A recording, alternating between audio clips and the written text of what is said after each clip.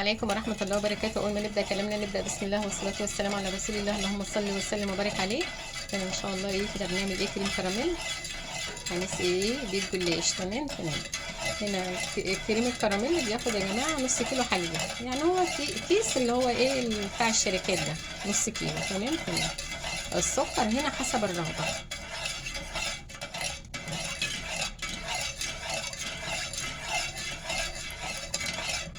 عايزه تحطي مثلا سكر تحطي، ما تحطيش، هو بيبقى محلى بس يعني مش محلى قوي يعني. بس هو لازم نحط حبه، ممكن تحطي معلقه، ممكن 2، ممكن 3. انا بس حاطه له 6 معالق لان انا عامله صينيه جلاش وهسقيه بيها. تمام. بسم الله الرحمن الرحيم.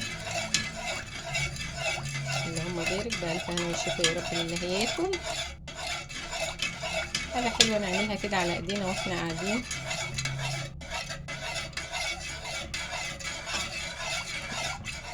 يبقى جميل قوي الجلاش بالكريم كراميل. نعمة ربنا كلها حلوة يا جماعة، ربنا يديمها نعمة يا رب ويحفظها من الزوال، اللهم امين يا رب العالمين.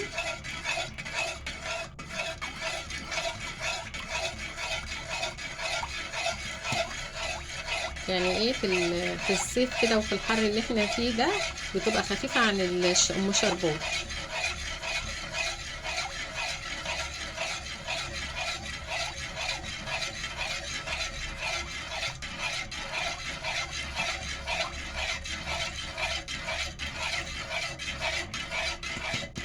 كريم كراميل ده طريقته بصراحة تبقى سهلة جدا، اسهل حاجة على فكرة.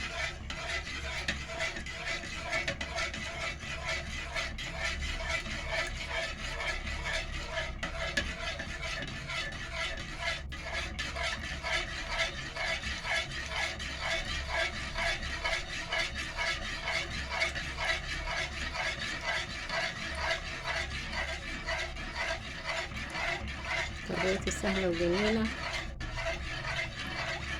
مفيهوش اي افتكاسة يعني.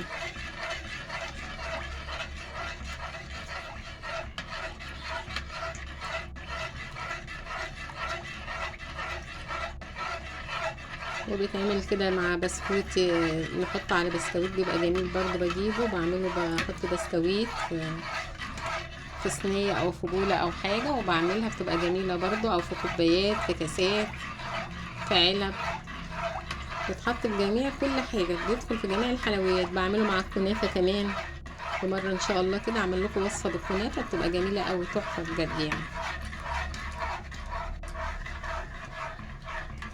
كل اللي بياكلها بتعجبه بصراحة.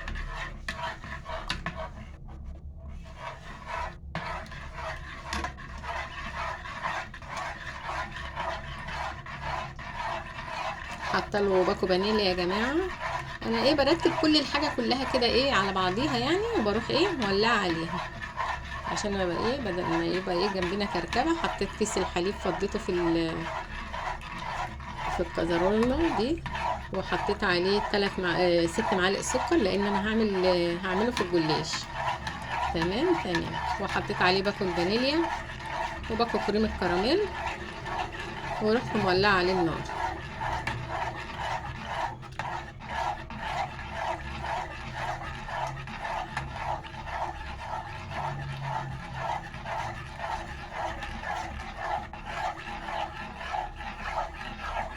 الجلاش كمان بيبقى جميل دي بصراحة يعني، وخفيف. ممكن بقى ما حدش ليه نفسه يتعشى، خلطة مع كوباية شاي، مع اللي بيحب مع الحاجة الساقعة. انا بحبه مع الشاي بصراحة، مع حاجة ساقعة. حد يعني اكل وعايز يحلي.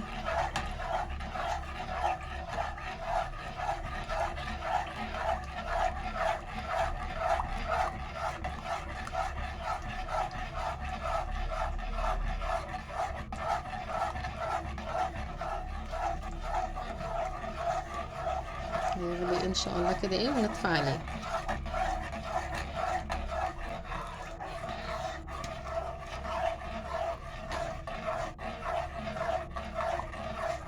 الحاجة لما بتتعمل في البيت يا جماعة بتبقى حلوة وجميلة بصراحة. الكريم كراميل ده بنجيبه جاهز بتاع الشركات والله بيبقى غالي. ربنا يرزق الجميع يعني، والمحلات تشتغل برضو. ربنا يرزق الجميع. كده ايه هو خلاص، انا هطفي عليه بس ياخد غلوة كمان.